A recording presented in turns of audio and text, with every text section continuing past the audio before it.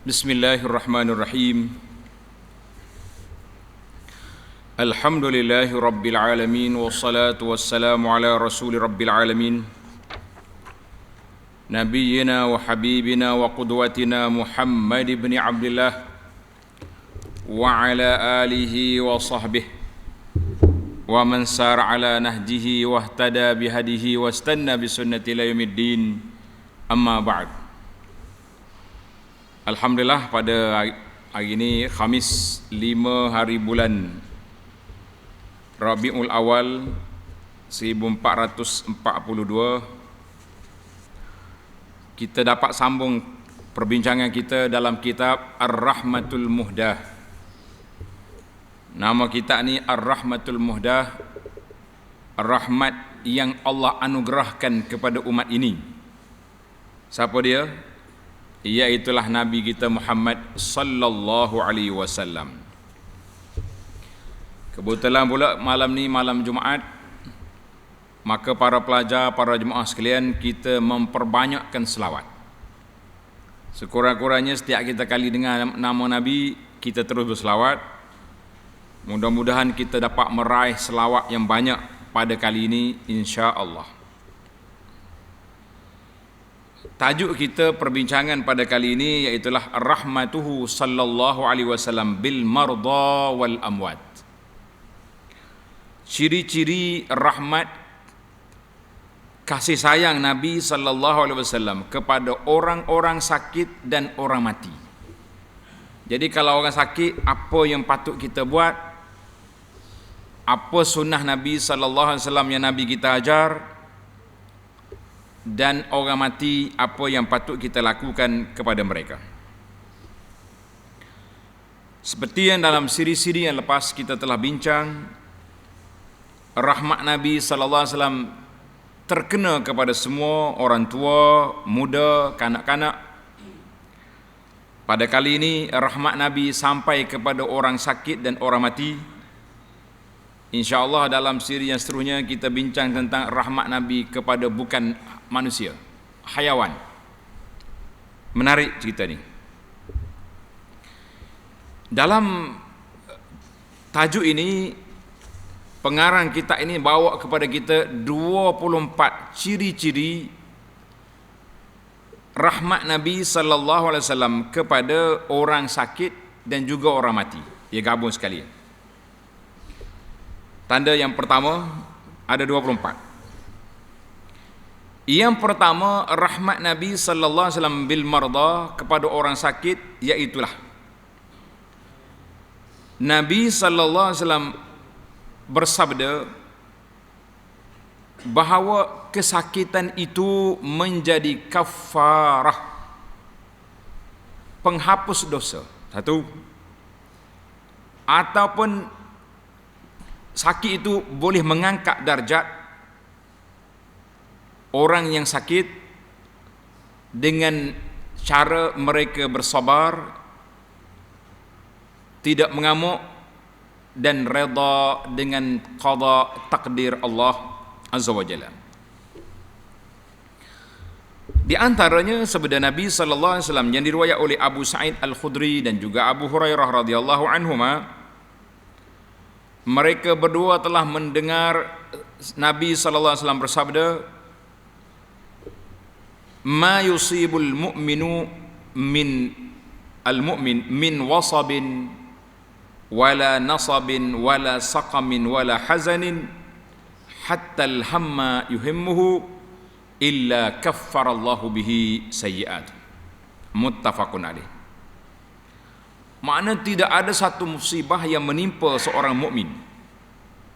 Nabi kita lengkap di sini. Sakit, susah, sedih, duka cita, hatta al-ham. Ham ni orang panggil tak tenang, stres, serabut, orang Kelantan kata. Semua itu kaffarallahu bihi sayyi'at.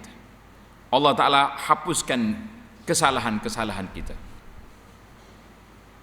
Itu kelebihannya susah ataupun sakit. Tapi jangan cari susah. Nabi tak suruh kita cari, yang dia suruhnya kita sabar kalau mari, kan. Hadis itu muttafaqun alaih wa anis sayyidati Aisyah radhiyallahu anha. Sabda Nabi sallallahu alaihi wasallam, "Ma min muslimin yushaku syaukah fama fawqaha." Mana-mana orang mukmin yang tertusuk duri. Mana kita berjalan, pom sepak duri. Allah, aduh sakit, kan? Ataupun sepak batu, fama fawqaha, maknanya duri yang kecil ataupun sepak patah kayu besar lagi. Illa kutibat lahu biha darajah, nasaya ditulis baginya satu darajat, wa muhiyat anhu biha khati'ah, dan dihapuskan daripadanya kesalahan. Masya Allah. Dalam riwayat lain, hatta illa kaffarallahu biha anhu biha hatta syaukatu yushakuha. Duri yang cocok kaki kita tu, jangan marah duri. Kita berjalan-jalan sepak duri, basah menatai celaka duri, batok, tak boleh pahala lagu tu. Kena tu Allah. Astaghfirullah. Mana kita tengok Allah Ta'ala bagi angkat darajat atau menghapuskan kesalahan. Masya Allah. Dalam hadis Abdullah bin Mas'ud, riwayat muttafaqun alaih, anda tak baca penuh hadis sebab masa kita pendek. Kita ambil lafaz banyak, ada 5-6 lafaz, tapi setiap lafaz tu ada tambahan lain. Kata Nabi sallallahu illa hattallahu bi sayyi'at. Allah Ta'ala gugurkan dosa-dosa dia kama tahuttu syajaratu waraqaha, seperti pokok yang menggugurkan daun-daun dia yang sudah mati. Hadis ini muttafaqun alaih. Itu bandingan apa?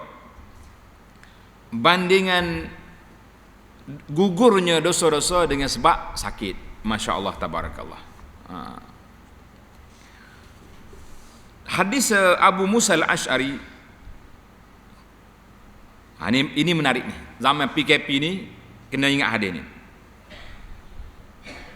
Dia kata, aku dengar Rasulullah sallallahu alaihi wasallam banyak kali menyebut, bersabda, "Idza kana al-'abdu ya'malu 'amalan", kalau seorang hamba ini melakukan amalan istiqamah dia, contohnya kita setiap hari pergi masjid, ada kuliah majlis ilmu hadir, majalisul Quran kita belajar, kan? Baca Quran hari-hari ataupun puasa Isnin Khamis contohnya, fasyaghalahu anhu maradun aw safarun, kemudian dia sakit atau dia musafir. Orang musafir ni banyak benda terhalang. Nak puasa musafir, nak solat sunat kita dah jamak, kan? Apa dapat? Kataballahu lahu qasalihi ma kana ya'malu wa huwa sahihun muqim. Nasaya Allah Ta'ala akan tulis baginya sebaik-baik amalan yang dia buat ketika dia sehat, ketika dia tidak musafir. Hadis ini rawahul Bukhari. Kata di Abu Anas afallahu anhu, kalau orang ni istiqamah, waktu tidak PKP, pergi majlis ilmu, pergi sini, tiba-tiba masjid ditutup, kita tak lagi masjid, insya-Allah pahala pencen penuh. Dia duduk solat di rumah dia ambil pahala duduk solat di masjid. Allahu Akbar. Ini bahagia. Tapi kalau lepas PKP baru duduk menangis nak pergi masjid lah, baru nak mula, tidak boleh. Naknya kita dah beramal terhalang, baru boleh. Sebab itu ada orang sibuk waktu musafir nak solat qabliyah lah, solat. Kita kata Allah Ta'ala dah beri pahala bonus kepada kita. Dahlah solat 4 jadi 2. Kita tak solat pula ba'diyah pun tidak jadi masalah. Sebab ni Nabi kata syarat waktu kita tidak musafir, kita istiqamah dengan amalan ini, maka dia boleh pahala berterusan. Masya Allah, tabarakallah. Ciri yang kedua, rahmat Nabi sallallahu alaihi wasallam kepada orang sakit, iaitu Nabi sallallahu alaihi wasallam apabila mengetahui mana-mana sahabat yang sakit, Muslim ke kafir, Masya Allah, tabarakallah. Muslim itu sahabat lah. Yang kafir itu kira orang yang duduk di zaman dia. Orang tak panggil sahabat Nabi kalau dia bukan Islam. Sara'a ila ziarati, langsung Nabi kita pergi ziarah. Allahu Akbar. Kita ambil yang Muslim dulu. Yang bukan Islam, insya Allah dalam siri yang ke-12. Tangguh di sana. Qala wa an Anasin, kata Anas radhiyallahu anhu, Rasulullah sallallahu alaihi wasallam dapat maklumat seorang sahabat sakit. Ada Nabi kita pergi ziarah. Masya Allah tabarakallah, pak cik ni khafata sara mislal farh, kurus seperti anak ayam cabut bulu. Anak ayam cabut bulu, lagu mana nampak kakak dia? Kurus. Nah, orang luar kata kurus melidi, orang lain kata kurus kekek. Sedap kita lagi rasa. Kekek lagi sedap dah. Kurus kekek mana? Kurus mati. Faqala lahu, Nabi tengok, kenapa kamu? Maka Nabi SAW bersabda, hal kunta tad'u bi syai'? Ada meminta apa-apa dengan Allah? Meminta apa? Mendoa apa? Qala na'am. Ada Rasulullah. Aku kata, Allahumma ma kunta mu'aqibi bihi fil akhirah fa'ajjilhu li fid dunya.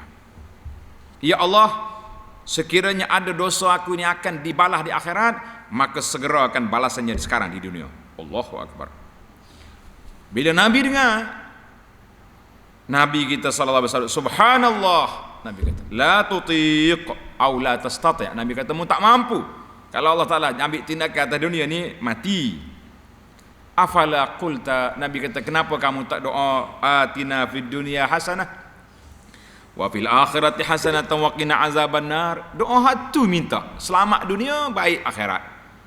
Minta selamat daripada api neraka. Ini minta suruh balas ni kenapa? Jadi qala fada'ah, pada Allah lah. Maka Nabi kita sallallahu alaihi wasallam dia berdoa, minta Allah Taala sembuhkan penyakit sahabat ni, fasyafahullah, sembuh balik, sihat semula. Hadzal hadis rawahu Muslim. Artinya yang kita naknya dua lah dalam cerita ni. Yang pertama, Nabi kita sallallahu alaihi wasallam suka pergi ziarah sahabat-sahabat dia sakit dan juga bertanya khabar, dan kalau ada yang tak kena dibetulkan. Macam betulkan. Hari ni anak duk perhati tengok, kita ni kalau pergi ziarah orang sakit, kita tahu tanya sakit ke tidak. Tak. Sakit. Lah kalau tak sakit, kenapa duduk di sini pulanya? Dan maka ubat apa, doktor kata apa? Itu kerja doktor. Maka ubat, maka ni kerja doktor, kerja misi. Kerja kita tanya dia solat ke tidak. Ini soalan yang paling ditakuti oleh orang sakit. Betul tak? Anda dah terima maklumat banyak. Ahli-ahli keluarga bertanya tentang ibu dia, ayah dia bila sakit tak mau solat. Allahu Akbar. Kita dah buat video nasihat kepada warga emas yang sakit. Jagalah solat, mudah-mudahan kita dapat husnul khatimah. Ini bahaya. Sakit tak solat, penat. Kata di tuan syekh kita ni, Al-Hafiz Ibnu Abi Dunya, nama ulama Ibnu Abi Dunya, dia tulis sebuah kitab nama dia Al-Marad wal Kaffarat. Dalam tu banyak sekali hadis-hadis tentang dikumpul hadis-hadis kelebihan sakit dan penghapusan dosa dengan sebab sakit. Jadi tuan saya kata, kalau mu nak pergi tengok sana. Baik, kita ada 24 ni. Yang ketiga, Nabi sallallahu alaihi wasallam meletakkan tanggungjawab kepada masyarakat, iaitu bila kita tahu orang sakit kena pergi ziarah. Kita tahu orang sakit atau orang mati, kita kena pergi ziarah. Mana hadis? Tengok hadis ni. Hadis Abu Hurairah radhiyallahu anhu, qala Rasulullah sallallahu alaihi wasallam, haqqul muslimi 'alal muslimi khamsun. Hak, tanggungjawab. Tanggungjawab seorang Islam ini kepada seorang Islam yang lain. 5 perkara. Yang pertama, raddus salam, jawab salam. Orang bagi salam, kita kena jawab. Yang kedua, tashmitul atish. Orang bersin, dia kata alhamdulillah, wajib kita kena kata yarhamukallah. Yang ketiga, ijabatud da'wah, menyahut, menerima jemputan. Mana kalau orang dekat-dekat ni panggil, kita kena pergi. Kecuali ada maksiat, itu cerita lain. Baru siapa tajuk kita. Wa'iyadatul marid, menjadi tanggungjawab kita kalau kita tahu ada orang sakit dalam keluarga kita, masyarakat kita, kita kena pergi ziarah. Wattiba'ul janaiz, dan yang kelima mengiringi jenazah. Orang mati kita kena pergi. Hadis ini muttafaqun alaih. Banyaklah kalau kita baca dalam tanggungjawab ni lebih daripada 10 tanggungjawab hakul muslim alal muslim. Alhamdulillah, sebuah kitab, tuan-tuan tanda nama kitab ini Fiqhut Ta'amul Ma'an Nas, fiqh berinteraksi sesama manusia. Tengok dalam YouTube, ana ada syarah kitab ini 10 siri kuliah fiqh berinteraksi sama-sama kita. Jadi ana nak ringkas jugalah, jadi transfer kepada tahwil kepada rakaman kita yang lepas, insya-Allah. Baik, mazahir ataupun ciri yang keempat, Nabi sallallahu alaihi wasallam telah menyatakan kelebihan. Tadi tanggungjawab, yang ini kelebihan. Kelebihan ziarah orang sakit.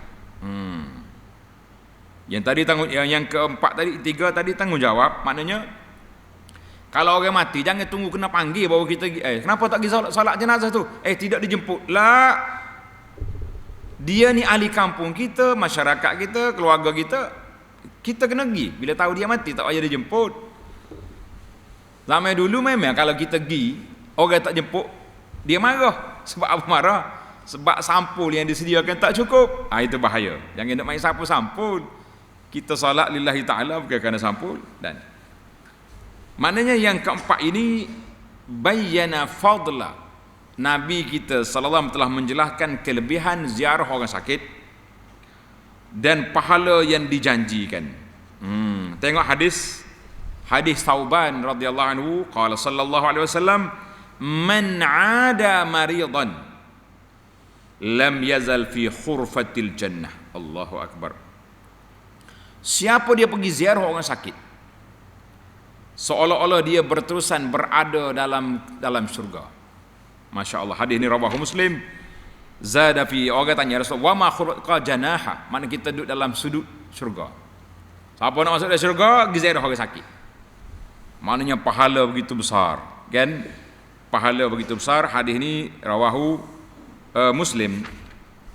Dalam hadis yang lain Nabi kata, siapa dia ziarah orang sakit, fa in kana ghudwatan, kalau kita pergi ziarah pagi, 70,000 malakin, 70,000 malaikat mendoakan untuk kita sampai petang. Pergi ziarah petang, dia doa sampai ke pagi esok. Masya Allah tabaraka. Hadis ini rawahu Ahmad. Masya Allah. Itulah kita kata malaikat 70,000 mengiringi doa kepada kita. Ataupun diibaratkan orang pergi ziarah orang sakit ni macam duduk dalam satu sudut syurga. Itulah anak kata, kalau kita pergi ziarah setara tu dia punya pahala, bagaimana dengan sahabat-sahabat kita yang bekerja di hospital ni, orang panggil frontliner ni, sufuful awal, kan, orang duduk sah depan dalam menangani isu COVID.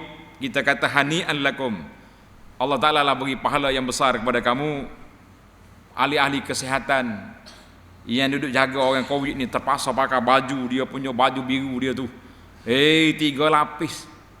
Ada orang tunjuk gambar, dia buka baju boleh peluh. Masya Allah tabarakallah, kan? Duduk dalam khemah nak pasang kipas tak boleh, takut terbang COVID. La ilaha illallah. Bacalah hadis ni, mudah-mudahan sahabat-sahabat kita yang bertugas itu mendapat kelebihan yang telah dijanjikan oleh Nabi sallallahu alaihi wasallam ini. Ini kalau kita pergi ziarah orang sakit, apalagi kalau mereka menguruskan orang sakit. Bahkan sebahagian daripada bahagian-bahagian di hospital itu mereka buat yang tak mampu dibuat oleh anak-anak. Masya Allah. Anak-anak ni kalau ayah dia duduk rumah, nak salih pempoh ayah, mula pula. Tadi aku dah balas 2-3 beradik. Di hospital ni tak ada mu aku dah. hak mana kena sih jalan. Baiklah. Yang kelima, Nabi kita sallallahu alaihi wasallam bila dia pergi ziarah orang sakit, dia akan doakan. Ini adat kita. Ini yang anak-anak, kalau kita pergi ziarah orang sakit, kita kena doakan. Hadis yang diriwayat oleh Aisyah radhiyallahu anha, anna Rasulullah sallallahu alaihi wasallam kana idza ata maridan. Kalau Nabi kita pergi ziarah orang sakit, au utiya ilai, ataupun orang bawa orang sakit mari jumpa Nabi. Apa Nabi buat? Maka Nabi kita terus doa. Di antara doanya, azhibil ba'sa rabban nas, ishfi wa anta syafi, la shifaan illa shifauka, shifaan la yughadiru saqama. Coba kata, azhibil ba'sa rabban nas, ishfi wa anta syafi, la shifaan illa shifauka, shifaan la yughadiru saqama. Hilangkanlah penyakit ini, wahai Tuhan segala manusia. Sembuhlah dia, engkaulah maha penyembuh. Sembuhlah dengan kesembuhan yang tidak ada lain daripada penyembuhan yang kau beri, penyembuhan yang tidak meninggalkan sebarang sakit. Doa ini menarik. Alhamdulillah, hana dah keluar satu risalah, tajuk dia adab ziarah orang sakit. Kan ada risalah pamflet kita tu. Dalam tu adab ziarah dan juga doa-doa yang kita baca ni ada. Hadis itu muttafaqun alaih. Di antara lagi kata di Abdullah bin Abbas, sabda Nabi sallallahu alaihi wasallam, man ada maridan lam yahduru ajal. Siapa dia pergi ziarah orang sakit yang belum sampai ajal, naklah kita baca 7 kali doa ni. As'alullahal azim rabbal arsyil azim an yashfiyaka. Kalau dia perempuan, an yashfiyaki. Berapa kali? 7 kali. Illa afahu Allahu min zalikal marad. Allah Ta'ala akan hilangkan penyakit orang itu. Tapi dia bukan nyakak buang gitu. Ada tempoh dia lah. Bila Allah Ta'ala nak sembuhkan dia tu kan. Bila Tuhan nak sembuh. Ya, ingat. Semua bacaan-bacaan ini anda dah terjemahkan dalam buku kita ni. Nama dia Perisai Muslim. Kena ada kita ni. Kalau yang jauh-jauh tak dapat kitab ni, boleh ambil dalam internet, tengok dalam Facebook, saya cari gambar Hisnul Muslim ni, ada link dia kat situ. Ataupun ambil risalah kita tadi, risalah adab ziarah orang sakit. Hadis ni riwayat Imam Ahmad dan lain-lain. Ada lagi satu cerita, menarik cerita ni. Nabi sallallahu pergi ziarah Arabi. Arabi ni orang Arab Badui, orang kampung sakit. Biasanya Nabi bila dia tengok orang sakit, Nabi kata la ba'sa tahurun insyaallah. Nabi kata tak mengapalah. Mudah-mudahan Allah Ta'ala bersihkan dosa kita. Itu doa. Kita bila orang sakit kita kata tak apalah, ada sakit-sakit dah. Mudah-mudahan dengan sebab kamu sabar, kamu takdir Allah Ta'ala kita terima, Allah Ta'ala bersihkan. Bila Nabi kata lagi ni, qala, Badui ni celak mata kan Nabi. Qulta tahur, mu kata bersih, kalla. Sudah, dia marah. Tidak, dia kata. Bal hiya humma tafur. Sakit aku ni demam panas yang kuat, ia telah menimpa ke atas seorang pakcik yang sudah tua. Tuziruhul qubur, yang boleh membawa dia ke kubur. Kata Nabi sallallahu alaihi wasallam, fana'am izam. Nabi kata kalau begitu bolehlah. Mana kalau mau nak sampai kubur boleh. Mana Nabi pun marah jugalah, sebab sepatutnya bila orang doa kita jangan marah, kita kata amin insya-Allah. Mudah-mudahan Allah Ta'ala hapuskan dosa-dosa kesalahan kita kan. Ni dok dia marah balik. Kata di ulama hadis, adahu liusallihi. Nabi kita salah ziarah dia nak menenangkan dia. Kan Nabi kita doa ke dia, sebab humma demam panas ni boleh menghapuskan dosa. Tapi si pakcik ni salah faham, dia tak setuju, dia marah pula kan. Dia kata tak ada apa-apa dosa, aku nak mati dengan demam panas ni. Maka tak lama mati sungguh dia. Allahu Akbar. Jangan duduk main. Ana satu lagi cerita yang hampir sama. Cerita orang tu marah, merah muka-muka. Nabi kata, sahabat, aku tahu perkataan yang kalau kamu kata hilang marahmu. Kan? Nabi suruh pergi auzubillah minasyaitanir rajim. Suruh kata gitu. Dia tak mau kata. Dia kata mu ingat aku gila ke? Oh tengok. Macam-macam orang ni. Jadi kalau kita nak kata la ba'sa tahur, tengok jenis orang jugalah. Kalau nampak orang itu bahasa jenis orang beriman boleh kita kata. Kalau orang jenis tak reti bahasa kita kata tahunya marah dia pula. Dosa apa aku je? Pula. Jangan main. Manusia ni dia bukannya serupa belaka, kan? Baik, kita pergi yang keenam. Nabi kita sallallahu alaihi wasallam telah memberi maklumat tentang ubat. Ubat. Nabi kata tadawau, berubatlah kamu semua. Allah Ta'ala tidak turun satu penyakit kecuali dia turunnya ubat, penawar. Maka Nabi kita ajar ubat. Ada ubat seperti ruqyah, bacaan-bacaan dalam Quran, bacaan hadis yang telah kita sebut tadi 2-3 bacaan kan. Al-mu'awwizat, baca Fatihah, baca ruqyatul ain. A'udzuka bi kalimatillahi tammah min kulli syaitan wa kulli ainin ma. Semua tu di antara apa yang diajar oleh Nabi sallallahu alaihi wasallam. Tengok ni dalam buku ni ada beberapa doa yang Nabi kita ajar, alhamdulillah. Dan juga Nabi sebut beberapa jenis ubat seperti habbatus sauda, hijamah, asal, madu. Hijamah apa ni? Berbekam. Macam-macam lah dia punya ubat. Sehingga seorang ulama nama dia Syekh Ibnul Qayyim rahimahullah, ada sebuah kitab nama dia At-Tibbun Nabawi, perubatan yang diajar oleh Nabi sallallahu alaihi wasallam. Tapi kita ni kena pandai. Ada ubat dia tak boleh makan begitu saja, dia kena ada tarkib. Mana kalau madu dicampur dengan benda ni, dicampur dengan asal campur dengan habbatus sauda contohnya, dia jadi ubat ya. Kita ni pakai gomo belaka. Hak penjual makanan sunnah ni pula dia capok belaka dalam tu. Ni jus saya ni 10 dalam satu. Ada kismi, ada dengan tamar, ada dengan akhir kali peni orang minum. Dia ada kaedah dia juga, bukannya boleh campur belaka. Itu dia panggil sunnah. Baik, kita pergi yang ketujuh. Nabi kita sallallahu alaihi wasallam larang orang sakit daripada mengamuk. Bila sakit dia mengamuk, celakanya aku, biarnya mampu. Jangan dia kata gitu. Patut kita berdoa minta Allah Taala sembuh, bukannya celaka, bukan mampu, kan?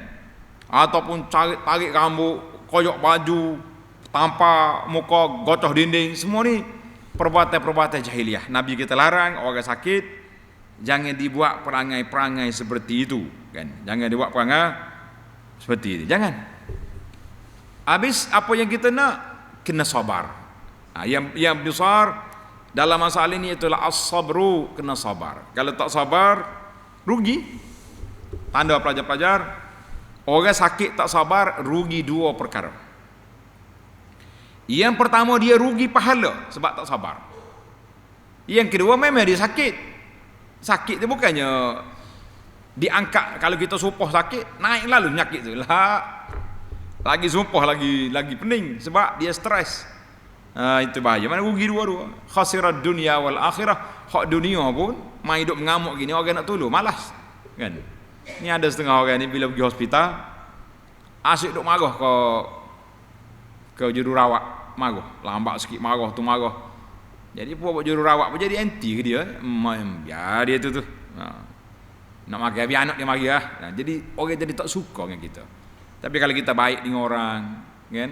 Terima kasih lah anak mari hantar makan dia. Alhamdulillah dah. Seronok. Orang nak tolong suka tengok. Ni asyik duk cengih orang marah. Dah lambat mari sikit. Bahasa budak ni makan gaji buta. Gaji buta lah, gaji buta. Cocok ais juk baru tahu dia ni. Baru cocok ubat boleh fikir, cocok ais juk jangan habis kau tu. Jangan duk gurau. Kita ni kena belajar. Baik. Yang ketujuh, yang ke-8, Nabi sallallahu alaihi wasallam larang orang sakit minta mati. Tak boleh. Tengok dalam hadis Nabi kata, la yatamannayanna ahadukumul maut min durrin asabahu. Jangan seorang itu minta nak mati dengan sebab mudarat yang menimpa dia. Contohnya orang ni kena sakit, habis hospital dah pergi tak sembuh-sembuh, kan? Dia apa, ya Allah ya Tuhanku, matilah aku ni, menyusahkan orang hidup atas dunia. Tak boleh. Tidak boleh. Kena sabar. Fa in kana la budda fa'ilan, kata Nabi sallallahu alaihi wasallam, kalau mu nak doa juga, nak minta mati juga, macam ni boleh. Kata doa ni, Allahumma ahyini ma kanatil hayatu khairan li. Ya Allah, hidupkan aku kalau hidup ni menambahkan kebaikan untuk aku. Boleh ibadah, boleh berkhidmat, boleh ni. Wa tawaffani idza kanatil wafatu khairan li. Matikanlah aku kalau mati itu membawa kebaikan untuk aku. Mana kalau kita duduk atas dunia ni, ibadat pun tak tambah, sakit, pagi petang siang malam duduk mengepek korang, orang jadi benci habis kita, baik kita mati dah. Tapi kita bukan minta mati, kita minta Allah Ta'ala matikan kalau kita hidup tak berfaedah. Itu boleh. Lagu ni boleh. Hadza hadis muttafaqun alaih. Tapi semata-mata minta mati kerana tidak boleh, itu dilarang oleh Nabi sallallahu alaihi wasallam. Banyak lagi hadis yang Nabi kita larang, la yatamannayanna ahadukumul maut. Jangan minta mati. Sebab apa? Kalau orang ni orang baik, kita boleh nambah kebaikan. Walaupun sakit duduk di atas tikar, boleh lagi tasbih, boleh lagi salat, boleh lagi baca Quran, kan? Tapi kalau kita mati, biar tak ada tambah pahala. Yang ke-10, Nabi SAW menangis, sedih dia bila dia tengok sahabat dia atau keluarga dia nak mati ataupun sakit. Nak mati. Nabi kita sedih. Seorang sahabat nama dia Sa'ad bin Ubadah, salah seorang daripada ketua Ansar, sakit. Nabi pergi ziarah dia sallallahu alaihi wasallam bersama beberapa sahabat. Bila Nabi pergi, tengok dia macam pengsan. Nabi kata, qad qada, mati dah kau? Qalu la, belum lagi Rasulullah, dia pengsan. Fabakan Nabi sallallahu, Nabi kita menangis. Allahu akbar. Ar-rahmatan lil alamin, menangis. Sahabat dia sakit. Jadi sahabat lain pun tengok Nabi menangis, bakau, habis pakat teriak belaka, Allahu akbar. Faqala ala tasma'un, mu tak dengar ke aku kata Allah Ta'ala tidak mengazabkan seorang hamba tu dengan sebab mata dia menangis, hati dia sedih, tapi Allah Ta'ala azab dengan sebab lidah. Maknanya kalau dia sakit, dia bertempik, weh celaka tu, tu tak boleh. Tapi kalau kita tengok orang sakit, kita menangis, sedih, sebab, itu tidak menjadi masalah, sebagaimana yang telah kita huraikan dalam Fiqh al-Mu'tamad, kan, dalam bab di akhir bab kitab, bab jenazah. Nabi, hadis ini muttafaqun alaih. Nabi SAW juga menangis ketika dia tengok Utsman bin Maz'un mati. Muhajirin yang terawal mati di Madinah. Utsman bin Maz'un nama dia, radhiyallahu anhu. Allahu akbar. Cucu dia sakit. Cucu dia sakit. Jadi orang hantar gitu atas riba dia lah. Nabi pun pegang, tengok orang panggil nafas dia turun naik dah. Cucu dia, fadat aina, mengalir air mata Nabi sallallahu. Kata dia sahabat, "Ma hadza ya Rasulullah?" Kenapa Rasulullah menangis? Nabi kata, "Hazihi rahmatun." Ini perasaan kita sama-sama kita, rahmat Allah Ta'ala letak dalam hati hamba dia yang beriman. La yarhamullah min ibadihi illa ruhama. Allah Ta'ala tidak bagi rahmat kepada hamba dia kecuali orang yang berkasih sayang. Hadis ini muttafaqun alaih. Demikian juga Nabi kita menangis ketika dia tengok anaknya Ibrahim mati, kan? Yang ke-10, Nabi SAW menangis ketika melaporkan kematian sahabat dia dalam peperangan. Iaitu siapa dia? Zaid, Ja'far dan Ibnu Rawahah yang mati dalam peperangan Mu'tah di Jordan. Mereka mati syahid di sana. Nabi kita isytihar di sini di Madinah. Nabi kata akhadhar rayata Zaidun fa usib. Zaid pegang bendera, mati. Thumma akhadha Ja'farun fa usib. Ja'far pula pegang bendera, mati. Thumma akhadha Ibnu Rawahah fa usib. Abdullah Rawahah pegang bendera, mati. Wa ainahu tazrufan, mengalir air mata Nabi sallallahu alaihi wasallam. Thumma akhadhaha sayfun min suyufillah hatta fatahallahu alaihim.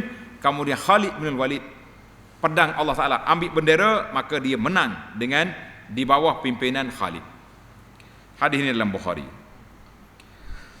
Yang ke-11, Nabi bila ziarah orang sakit, dia akan pergi dekat. Pergi dekat, dan Nabi kita tak tangan dia tempat sakit. Yang kita ingat ni. Kita pergi tengok orang sakit yang duduk jauh. Pergi dekat dia, gosok dia. Mana sakit ni? Sini sakit lutut ni. Kita letak tangan atas lutut. Kalau boleh letak lah. Kan? Kalau orang panggil orang sakit tu, laki-laki sama laki-laki, perempuan sama perempuan, ataupun mahram kita, keluarga kita, boleh. Tapi zaman Covid ni tak boleh. Nak pergi letak tangan, nak pergi ziarah pun tak boleh di hospital sekarang ni. Masya Allah. Kita minta Allah Ta'ala angkatkan Covid ni segera. Kan? Allahu Akbar. Kata di Sa'ad bin Abi Waqqas, aku sakit di Mekah. Nabi SAW mari ziarah aku, dia letak tangan dia atas dahi, letak atas muka aku, letak atas perut. Mana Nabi kita gosok teh. Summa qala Allahumma shfi Sa'dan. Allahu Akbar. Bahagianya Sa'ad. Nabi doa, ya Allah sembuhkanlah Sa'ad. Wa atmim lahu hijratahu. Sempurnakanlah pahala hijrah. Jangan mati Mekah, mati Madinah, sebab dia muhajir. Orang muhajirin kalau dia balik mati Mekah, putus pahala hijrah. Maka Nabi kata atmim lahu hijratahu. Wa balik Madinah mula. Biar mati di Madinah. Saat ni harta banyak. Jadi alhamdulillah Nabi kita doa panjang umur dia, banyak harta dia, alhamdulillah.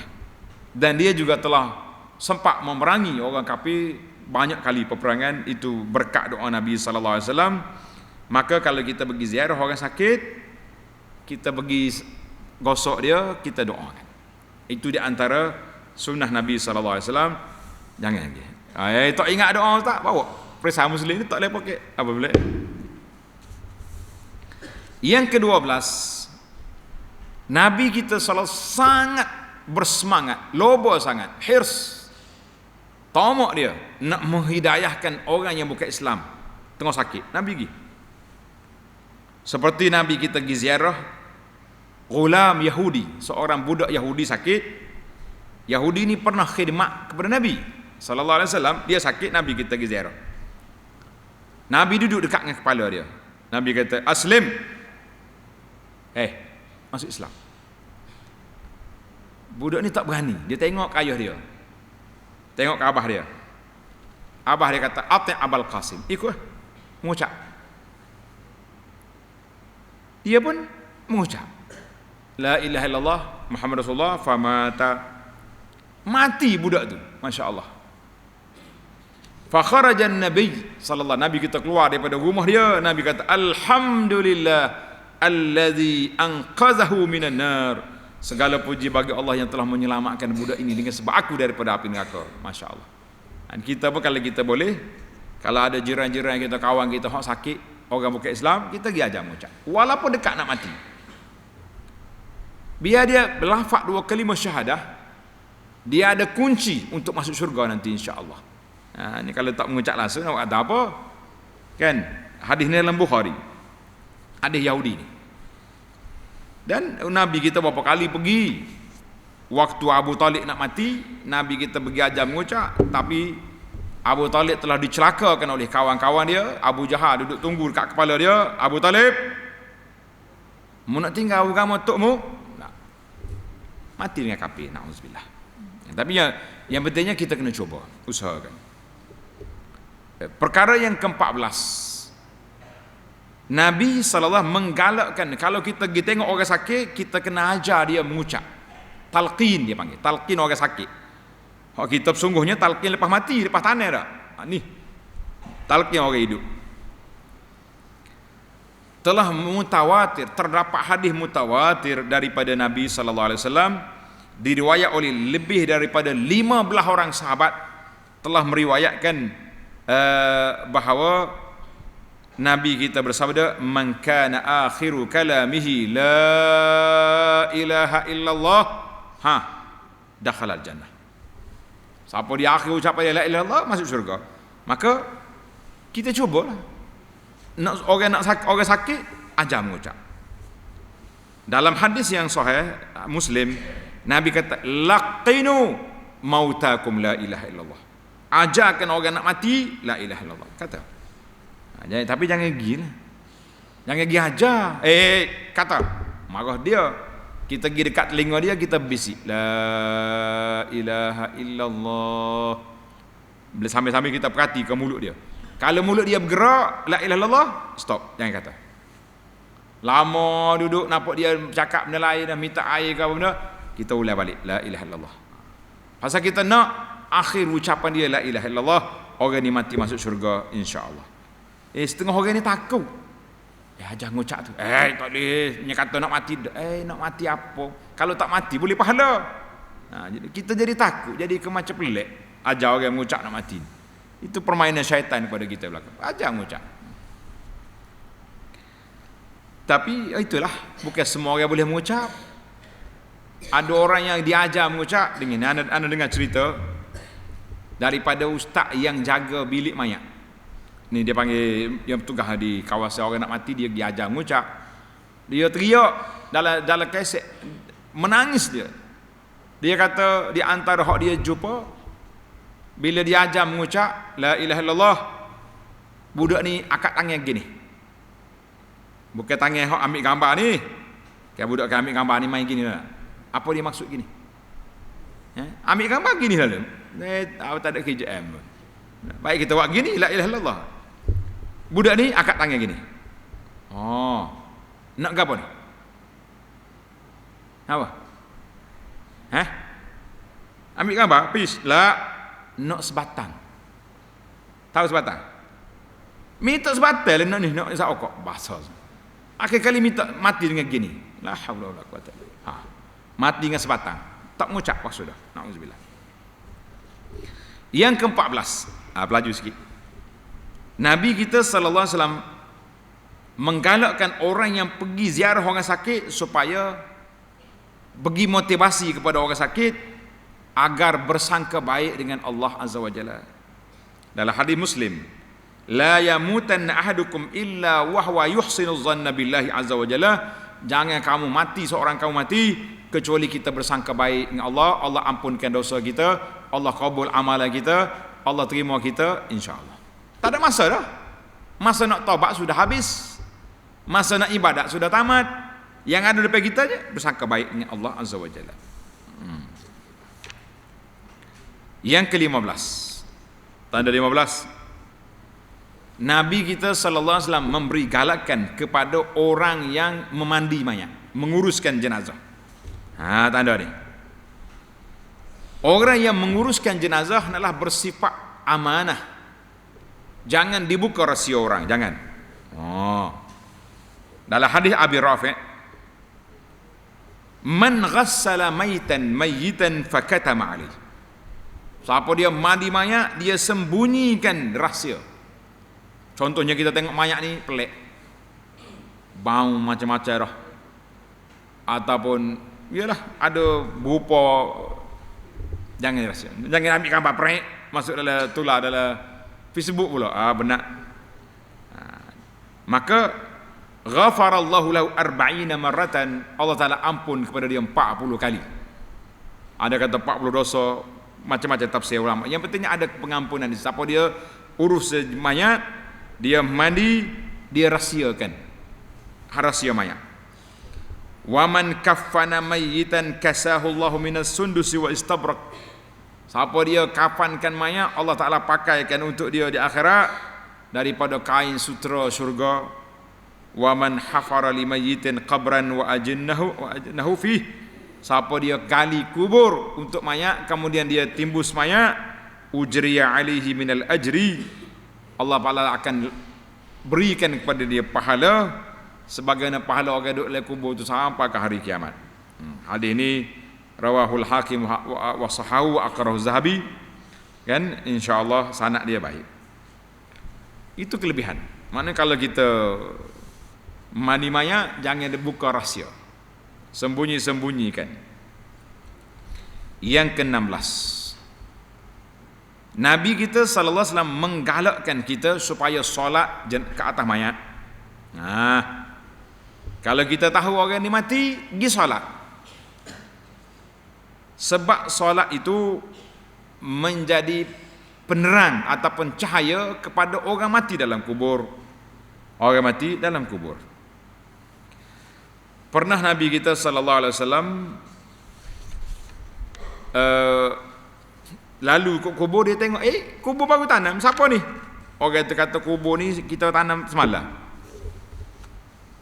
Nabi kata, afala azantumuni, kenapa kamu tak beritahu pada aku dia mati? Kata dia sahabat, semalam Rasulullah tengah malam kita tak sampai hati nak pergi kejut Nabi sallallahu alaihi wasallam. Maka Nabi kata, habis saf, buat saf belakang dia, Nabi kita solat di atas kubur. Allahu Akbar. Qala, dalam hadis lain Nabi kata apa? Wa inna Allah azza wa jalla yunawwiruha lahum bi salati alaihim. Allah Taala cerahkan kubur ni dengan sebab solat aku ke atas mereka. Itu mukjizat Nabi lah sallallahu alaihi wasallam. Tapi yang penting bagi kitanya, solat ke atas jenazah itu menjadi syafaat. Apa dia syafaat? Memberi pertolongan kepada orang mati. Kita ni tak, bila orang mati pakat gigi. Pukul berapa nak solat jenazah? Pukul 10 pagi. Pukul 9.30 pakat balik. Anak cerita dah kan pengalaman kita, pergi pakcik-pakcik orang nak lari balik. Kata nak gimana tu? Allah maaf lah Ustaz, ada janji dengan orang. Janji apa pukul 10 mayat-mayat? Lepas pukul 10 kita jumpa. Janji pukul 10. Kata janji dengan orang hidup ke mati? Orang hidup. Ada orang hidup telefon dia tunda setengah jam lagi. Kita jumpa pukul 11. Nak lari juga. Ada hal lain pula. Nak gimana? Ninggal piah. Ninggal piah. Kata apa mai? Ambil piah saya. Saya tak akan piah, tak apa hari ni. Bila kita siasat betul-betul, rupanya bukan meninggal piah, bukan janji dengan orang, nak lari sebab tak erti solat jenazah. Sebab itu ana buat kesimpulan, solat jenazah adalah merupakan solat yang paling payah dalam dunia ni. Dah. Sepatut solat yang paling payah ni solat gerhana. Sebab ada 2 kali rokok dah. Dia solat jenazah tak ada sujud, tak ada rokok, tak ada kunut, tak ada tasyahud. Kok ni payah rupanya. Lepas tu lagi kita kena ajar. Pelajar-pelajar kita ni pendakwah-pendakwah, imam-imam ni kena ajar. Dekat nak mayat jenazah contohnya, 15 minit lagi, orang-orang duduk tunggu depan ruk tangga ni, kita kumpul setempat. Mari sini. 5 minit ajar solat jenazah ni. Ajar dia takbir, niat, baca Fatihah, ingat dah. Takbir yang kedua baca selawat, ingat dah. Takbir yang ketiga baca doa. Ajar dia sepatah, Allahumma ufir lahu. Orang baca hak ni. Selagi tu imam tak akad takbir yang keempat, ulang hak tu sepatah. Tak ingat Allahumma ufir lahu. Kan? Hak panjang kita ajar lepas ni. Lepas tu takbir yang keempat tak baca pun tak apa dia. Ramah bila kita motivasi begini, alhamdulillah pakcik-pakcik kita ni berjaya melakukan solat jenazah. Ada yang mengatakan inilah kali pertama dia solat jenazah. Kita kata mujur, dia lagi solat sebelum disolatkan oleh orang. Masya Allah, tabarakallah. Hadza. Ini dia panggil peranan pendakwah, mendidik. Jangan pandang mengherdik. Bahasa orang tua, tak mayat jenazah kita tak mayat dia. Enggak, dia tak erti nak kata mana. Tapi kalau kita didik, kita ajar, kita asuh, insya-Allah mereka akan pandang. Itu Nabi kita.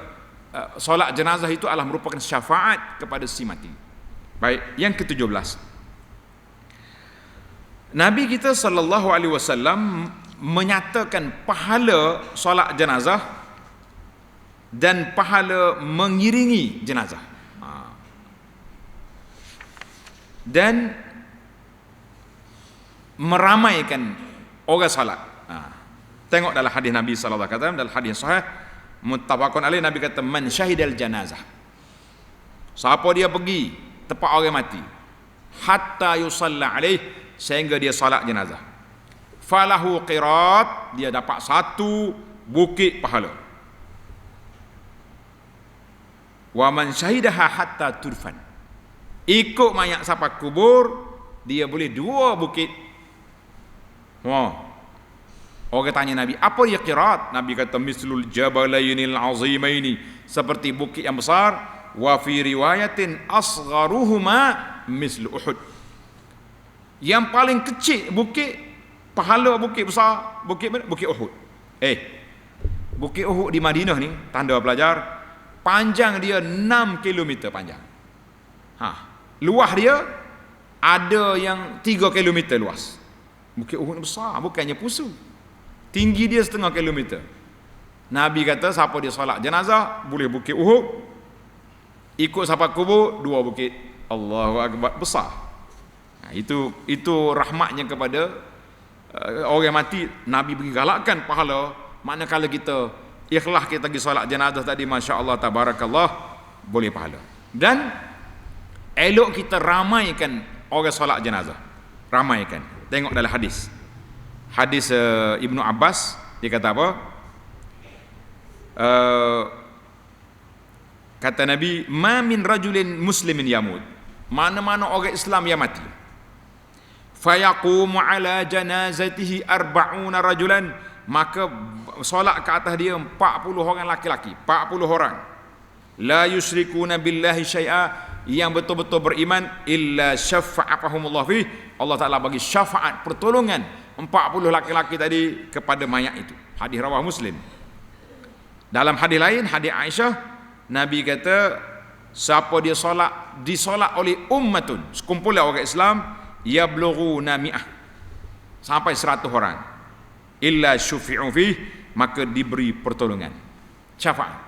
Jadi kita nak kesimpulan kita dari hadis-hadis yang sahih ini, paling kurang solat jenazah 40 orang, biar ada 40. Comel 100, lawa lagi, ramah lagi baik. Cuma kita kena ingatlah, orang pergi solat jenazah tu biarlah orang yang ikhlas. Mari solat jenazah, lepas maya aku 10 ringgit lah. Dia bukan pergi solat, dia pergi sampul lah, tak jadi. Sebab itulah anak tegur, budaya menghola duit tengah orang solat jenazah, doa jenazah ni, hapuskan dia. Kita telah melalui proses ini. Tambah budak-budak tu Malaysia ni pula, ramai di kalangan imam-imam kita tukar tepat. Sepatutnya doa solat jenazah dalam takbir, selepas takbir yang ketiga. Hak yang diajar oleh Nabi sallallahu alaihi wasallam dan diajar oleh kitab-kitab fiqh. Tapi ustaz-ustaz kita, pak lebay kita gitu tukar format. Waktu takbir yang ketiga pendek ya dia doa. Lepas maya macam-macam doa yang baca. Dah. Kenapa? Sambil-sambil dia doa, ada orang lalu pula ke jelah. Serek letak situ. Letak sampul. Kita pun boleh jeling tengok merah ke hijau. Kalau merah tinggi sikit naik, kalau hijau rendah sikit kali. Kenapa benda-benda berpahala macam ni? Ya, ibadat solat jenazah tu ibadat, menuntut keikhlasan, bukan menuntut balasan. Maka jangan buat. Jadi nasihatlah kepada masyarakat kita, jangan bagi sampul solat jenazah, jangan bawa nasi buku sini. Kita tak bagi. Sebab kita nak didik pelajar-pelajar kita muslimin, biarlah ikhlas ibadat kepada Allah Taala untuk mendapat kelayakan syafi', orang yang boleh memberi syafaat pertolongan kepada si mati, insya-Allah. Baik, yang ke-18. Nabi kita sallallahu menggalakkan orang yang pergi solat mengikut jenazah supaya beristighfar, minta ampun kepada mayat. Kata Utsman radhiyallahu anhu, Nabi sallallahu alaihi wasallam apabila faragha min dafnil mayyit, selesai daripada kebumi mayat, Nabi kita berdiri di kubur, Nabi kata istaghfiru li akhikum wasalu lahu at-tathbit fa innahu al-ana yus'al. Nabi kata, hei sahabat semua, istaghfiru li akhikum, minta ampun kepada saudara kamu. Kita duduk kubur buat apa? Astaghfirullah, Allahumma fillahu, Allahumma arhamhu, Allahumma sabbithu. Mintalah sahabat tetap pendirian orang ni, kerana dia sekarang ditanya oleh mereka dalam kubur. Jadi kita doa. Ni duduk atas kubur, Ya duk buah. Duk tepi kubur pakai isap okok. Penyakit apa pergi kubur lagu ni? Jangan. Hadis hadis rawahu Ahmad. Mana Nabi kita ajar kita pergi kubur untuk apa? Untuk kita doakan kepada si mati. Yang ke-19, Nabi kita sallallahu alaihi wasallam menggalakkan kita supaya ziarah kubur. Untuk apa ziarah kubur? Tanda pelajar. Yang pertama, kita nak doakan kepada orang mati. Yang kedua, kita nak ingat kepada mati. Dua. Yang pertama, kita doa kepada si mati. Yang kedua, kita nak ingat kepada mati. Kita doa dan kita ingat. Kita doa dan kita ingat kepada mati. Kalau tidak, rugi. Bukan sekadar nak pergi selfie-selfie atas kubur, jangan. Itu bukan kerja kita. Yang ke-20, perkara yang ke-20, Nabi kita sallallahu alaihi wasallam membenarkan orang mati, orang nak mati boleh wasiat. Boleh wasiat berapa? 1/3 daripada harta dia dibenarkan. 1/3 daripada harta dia boleh diwasiatkan.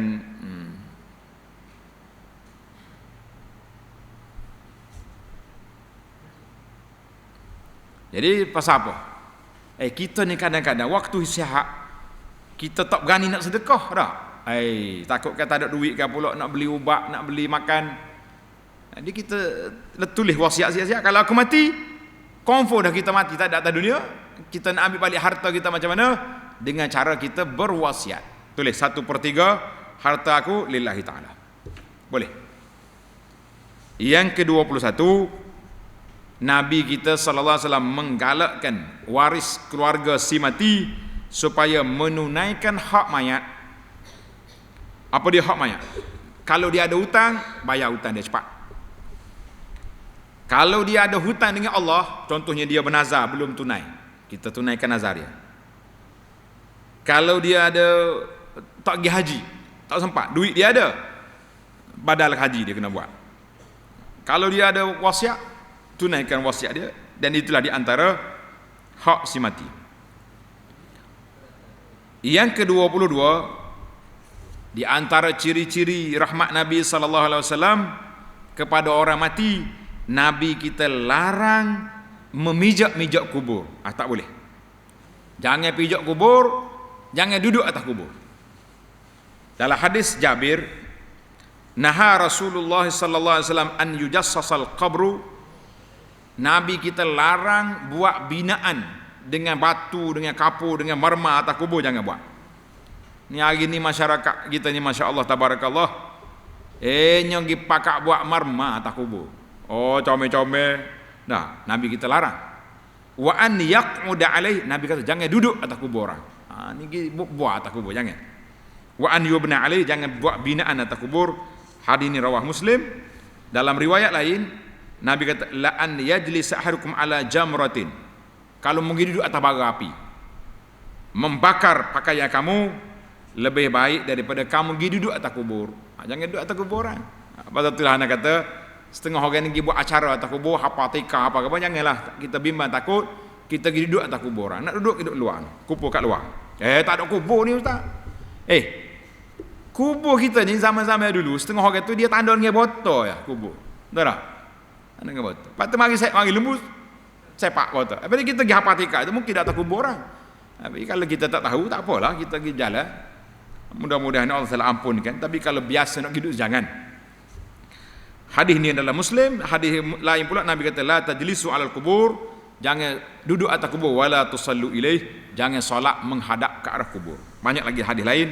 Kita dah bincang dulu dalam kitab Al-Mu'tamad, tengok di sana. Yang ke-23, Nabi kita sallallahu alaihi wasallam pernah lalu ke kubur. Dia tengok dengan mukjizat dia, dua orang ni sedang diazab dalam kubur, maka Nabi kita ambil pelepah tamar, dia pacak atas kubur.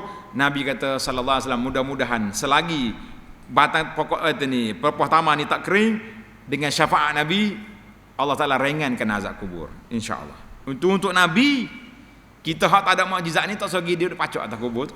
Dia pacak apa? Pacak nak tanda tak apa. Tapi kalau kita ni, kita pacak lah. Nak suruh pokok ni zikir, Masya Allah, di Malaysia ni, kubu-kubu duduk bawah pokok belakang tu. Nah, tak pergi pacak, tak apa, pokok atas. Nah, kata di para ulama, yang meneduh si mati, amalan dia bukan pokok. Pokok tu duduk atas, tidak jadi masalah. Yang terakhir, yang ke-24, Nabi kita sallallahu alaihi wasallam mengarahkan supaya muliakan jasad manusia ni, orang mukmin ke, orang kafir ke, diminta supaya kebumikan jenazah. Jangan dia lepas gitu. Ni hak Islam, bumi. Hak kafir biar situlah dah busuk situ makan di anjing. Itulah Nabi kita menghormati manusia, insaniat, kemanusiaan itu, maka Nabi kita suruh kebumikan jenazah sebagaimana 70 kafir Quraisy yang diketuai oleh mendiang Abu Jahal yang mati di Badar. Nabi kata pergi campur mayat ni dalam telaga di Qalib Badar. Kalau tidak tinggal situ. Nah, muka Abu Jahal pula juga bukannya main-main.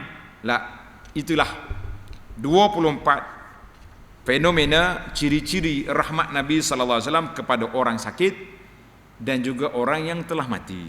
Sallallahu alaihi wasallam, as'alahu ta'ala an yukrimana jami'an bi mahabbati nabiyil karim wa ta'atihi wa ittiba'ihi fil akhlaq wal af'ali wal aqwali wal ahwali was sifat wa yahsyuruna tahta liwa'ihi wa yuridana haudahul karim. Ya Allah, kita minta dengan nama-nama Allah Ta'ala yang maha indah, dengan sifat yang maha tinggi, supaya Allah Ta'ala muliakan kita semua dengan mencintai Nabi sallallahu alaihi wasallam, mentaatinya, mengikut sunnahnya, dan beramal dengan akhlak Nabi sallallahu alaihi wasallam dalam semua keadaan. Dan Allah Ta'ala kumpulkan kita di bawah panji-panji Rasulullah sallallahu alaihi wasallam dan mengizinkan kita untuk sampai ke kolam Nabi sehingga kita dapat minum daripada airnya, dan Allah Ta'ala masukkan kita dalam syurga bersama dengan para anbiya'i was salihin was syuhada'i was salihin. Wa sallallahu ala sayyidina Muhammad. Berkumpulkan kita semua dan dua ibu bapa kita, guru-guru kita dan orang-orang yang kita sayangi bersama dengan Nabi, para sahabat, para syuhada salihin. Wa sallallahu ala nabiyyina Muhammad wa ala alihi wa sahbihi wa sallam. Walhamdulillahi rabbil alamin.